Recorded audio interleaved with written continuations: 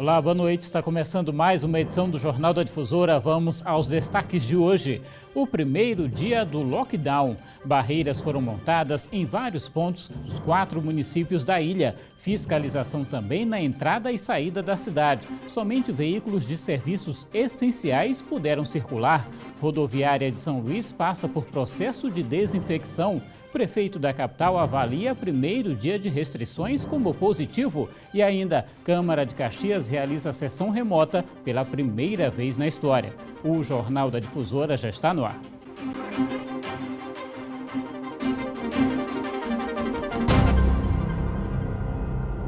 E a gente começa a edição de hoje mostrando como foi a movimentação no primeiro dia de lockdown aqui na capital. Barreiras foram montadas para fiscalizar a circulação de pessoas e veículos.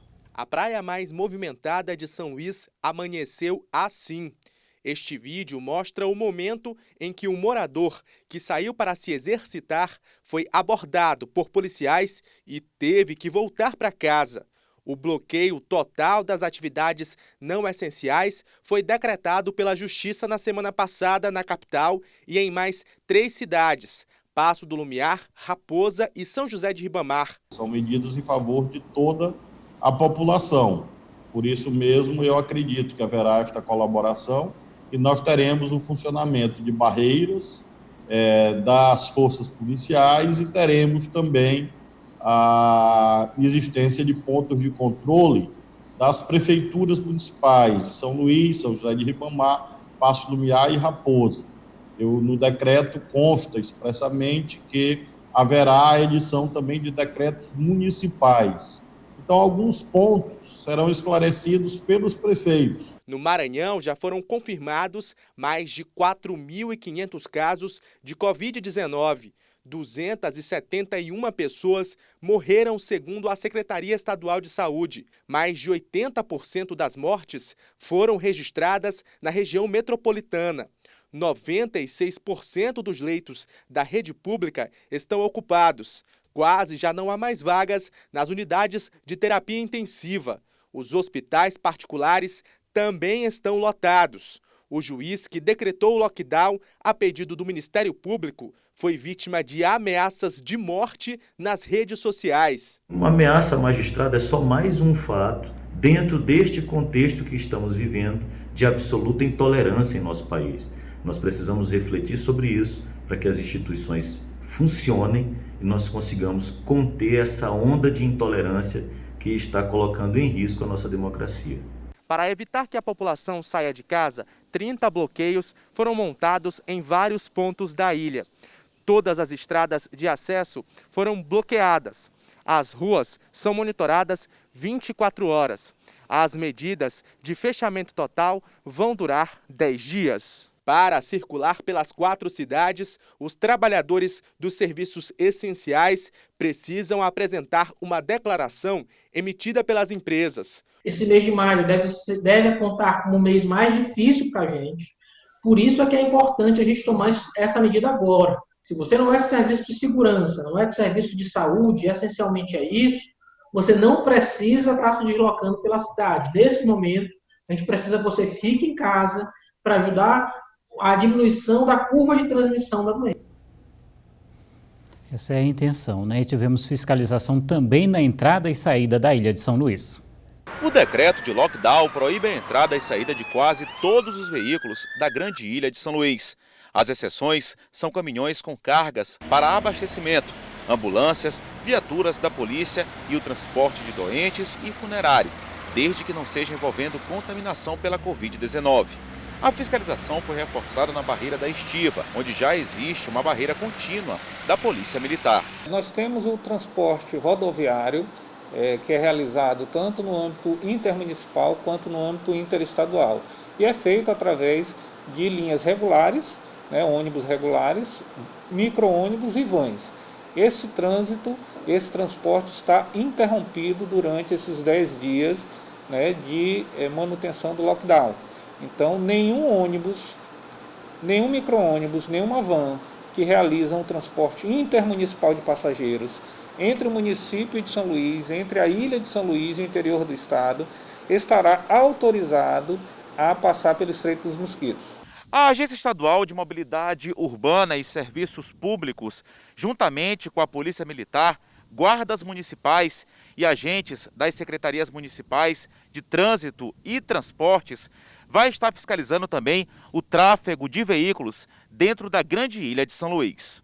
Neste caso, o presidente da MOB ressalta que, além das fiscalizações que estão sendo realizadas com as barreiras montadas, no transporte público está sendo verificado se as medidas sanitárias de contenção do novo coronavírus estão sendo respeitadas. Todo esse deslocamento ele vai estar passível de fiscalização pelas equipes da Polícia Militar, da MOB e da SMTT, que estarão realizando essa fiscalização em diversas vias e, notadamente, nas MAs, nas rodovias estaduais que cruzam a nossa ilha. Bem, e o prefeito de São Luís, Edivaldo Holanda Júnior, avaliou de forma positiva o primeiro dia de lockdown. Eu entrevistei pela internet. Acompanhe. Hoje chegamos ao primeiro dia do lockdown, né? Aqui na capital e nos outros municípios da ilha. Que balanço o senhor faz, prefeito, do lockdown até o momento? Bastante positivo. Nós tivemos uma adesão muito boa por parte da população. A nossa equipe, as nossas equipes estão na rua desde bem cedo. Tenho acompanhado desde bem cedo também o trabalho de todas as equipes que estão em campo e desenvolvendo um bom trabalho. De que forma está se dando esse trabalho, com barreiras em vários pontos da cidade, agentes da SMTT, né, fiscalizando circulação de veículos, ônibus? Reforce para a gente. Nós tivemos um resultado bastante positivo, porque no dia 4, né, ontem, nós tínhamos nas principais avenidas, de cerca de 6 da manhã até as 4 da tarde, um movimento de 133 mil carros.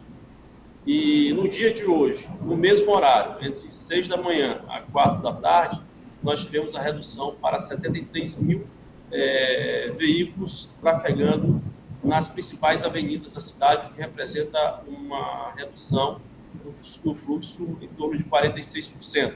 Então, mostra de que deu certo, né? Está dando certo a fiscalização e a população também aderiu ao lockdown. Os ônibus só podem transportar o passageiro sentado. Então, chegamos a observar alguns casos no qual nós tivemos que parar o ônibus para poder orientar o motorista e o passageiro a descer, porque estava sendo carregado, estava sendo transportado em pé, e assim pegar um próximo ônibus que ele pudesse ir sentado. A Blitz Urbana, também parte da Blitz Urbana, fez a fiscalização nas principais vias comerciais da cidade, passamos por muitos pontos, encontramos uma boa adesão de vários comerciantes não essenciais que realmente estavam com seus comércios fechados, e alguns poucos que nós encontramos com o comércio aberto, orientamos e não houve resistência, entenderam e fecharam o seu estabelecimento. Então, um balanço muito positivo do dia de hoje em relação ao primeiro dia de fiscalização. Tem se falado bastante, a preocupação é intensa, até por conta disso temos essa medida do lockdown, a preocupação com a quantidade de leitos na capital, leitos para que possam atender as vítimas da Covid-19. Qual é a real situação nesse momento, prefeito? No dia de ontem, por exemplo, nós não tínhamos na rede municipal nenhum leito de UTI disponível, todos estavam ocupados. E chegamos aí a 73% dos leitos clínicos. Nós temos trabalhado no sentido de poder ampliar os leitos. Hoje nós temos o Hospital da Mulher como um hospital referência para o atendimento, e temos também leitos com a rede conveniada. E estamos trabalhando no sentido de inaugurar em breve a Prefeitura de São Luís e o Governo do Estado, em parceria, a Clínica São José e também alguns leitos no Hospital Português. Lembrando que o vírus não tem vacina, não há vacina para o vírus, e que o melhor caminho, a solução neste momento, é praticar o isolamento e o distanciamento social. É muito importante, nós precisamos da colaboração da população. Exatamente. A seguir, a rodoviária de São Luís passa por processo de desinfecção.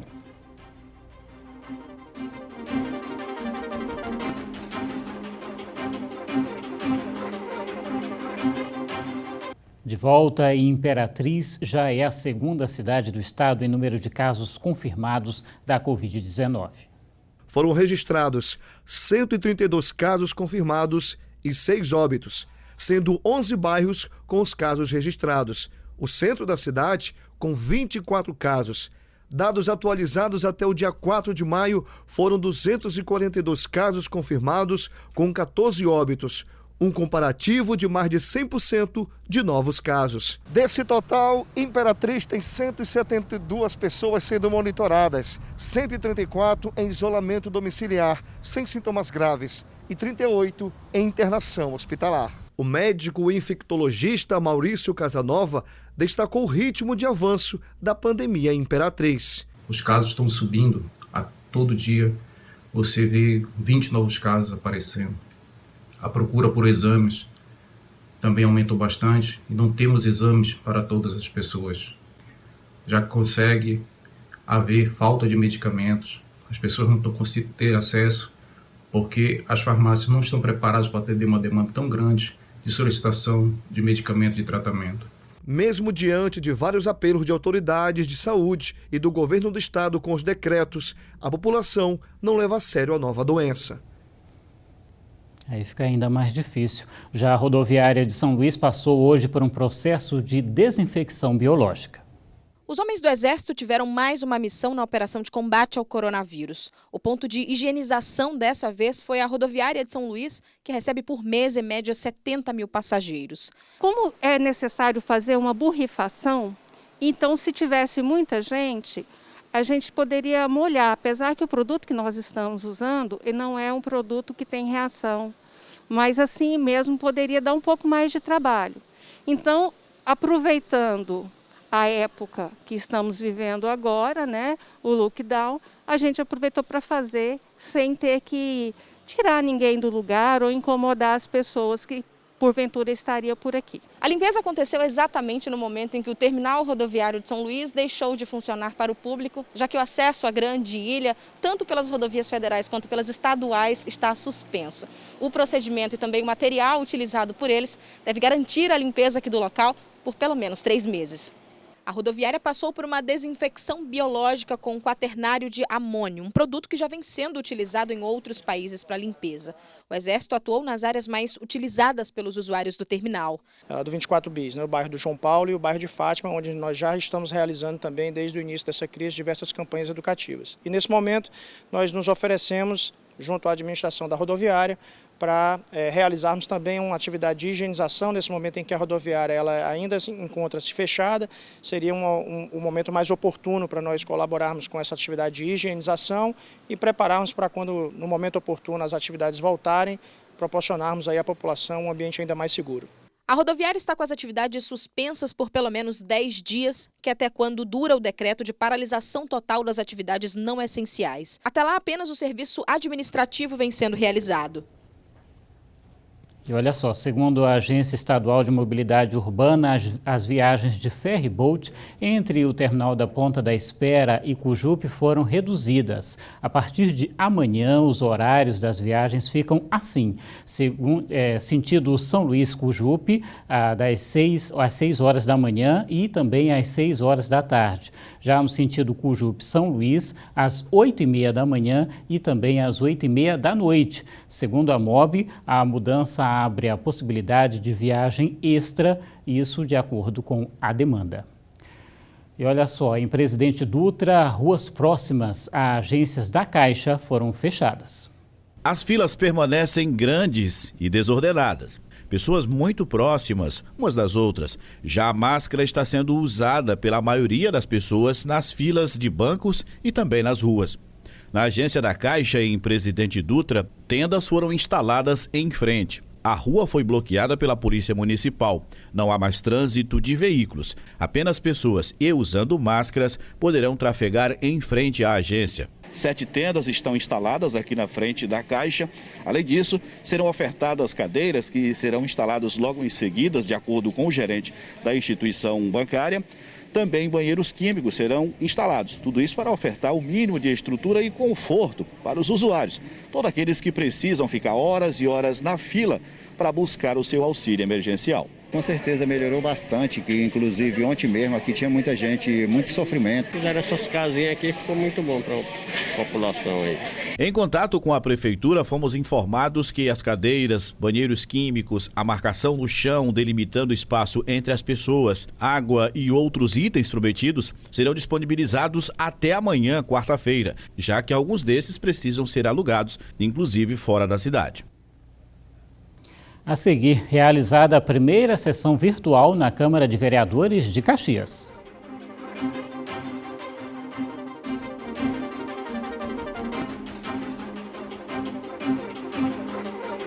Olha, a Polícia Militar de Imperatriz chegou, depois de denúncias anônimas, a 3 covas próximas ao rio Tocantins. Na primeira cova, as equipes encontraram o corpo de um homem, já em estado de decomposição. A segunda cova estava vazia. No terceiro local, que foi indicado pelas denúncias anônimas ao 190, foram encontradas ossadas humanas e restos de tecidos. Uma equipe da 10ª Delegacia Regional de Segurança foi enviada até o local para acompanhar a retirada do corpo e das ossadas e ajudar no levantamento de informações sobre a área onde as 3 covas foram encontradas. Ontem ainda, o comando do CPA-3 adiantou que somente a investigação da Polícia Civil pode esclarecer esse caso. A gente não descarta nenhuma hipótese. Claro, a gente também não pode afirmar nada. As investigações estão sendo feitas, as informações estão sendo levantadas.